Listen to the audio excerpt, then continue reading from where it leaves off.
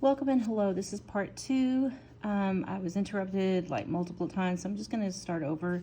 Remember, if I go too fast, you can pause and rewind and so forth. In the last part, on part 1, we talked about what all possible values is. Don't freak out, it just means what's the answer. And this is what the answer is. X is greater than or equal to 34. If you graph it, that means 34 is an answer, 35, 36. This one has multiple answers, but 33 wouldn't work. If Chasen's mowing lawns to try to earn money, then he needs to get at least 34 of them or there won't be enough money, right? In this case, we had an equation where you can subtract. You still use the scoreboard, but notice that it's already set up for subtracting and it's going to be positive, but it's a good comfort strategy to use this.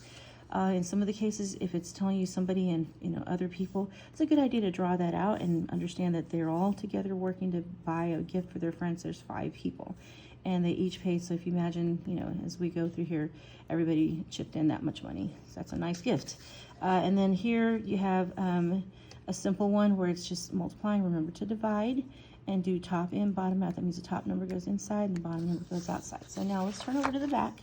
And I scratched this out because I was interrupted multiple times. This should say Jacob because I recycled that problem. So it says Jacob had a bag of candy. He gave 83 candies to his friends. Now he has less than 120 candies in his bag. Which inequality represents X, the number? So when it says which inequality represents X, the number of candy he could have had, you're just going to write something that has either less than or greater than, right?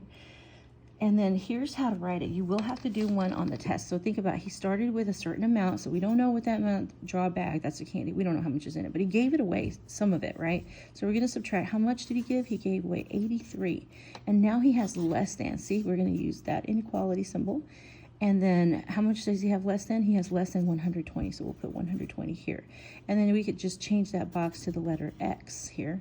And now we're just going to solve that equation. Cover the X. I have negative 83 and positive 83.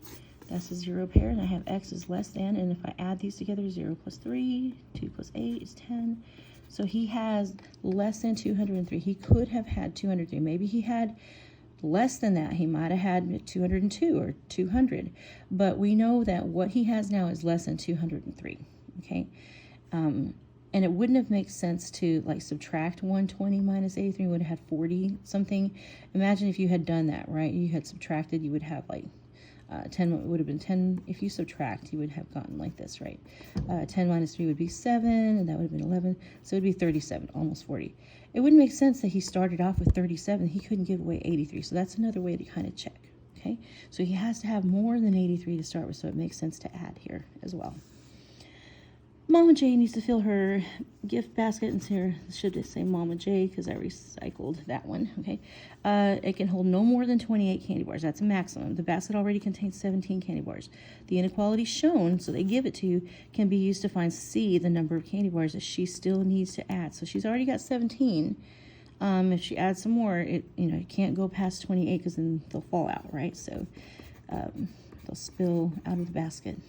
Draw your line, cover the letter or the variable, and that's positive, so I'm going to put negative. This is a 0 pair, and I have C is less than or equal to, and I'm just going to subtract here, but just to verify, I'm going to use a